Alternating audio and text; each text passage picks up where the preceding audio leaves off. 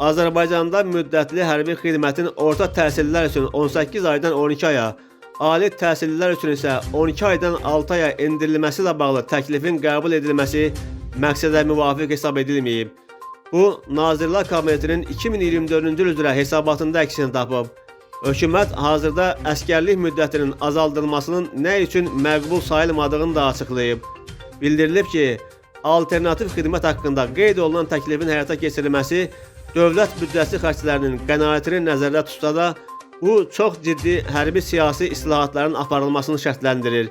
Vurğulanıb ki, müddətli həqiqi hərbi xidmətin orta təhsilli vətəndaşlar üçün 18 aydan 12 ayadək, ali təhsilli vətəndaşlar üçün isə 12 aydan 6 ayadək endirilməsi barədə təklif nəzərə alınacağı təqdirdə hərbi vəzifə və hərbi xidmət haqqında qanunda müvafiq dəyişikliklərin edilməsi zərurəti yaranacaq.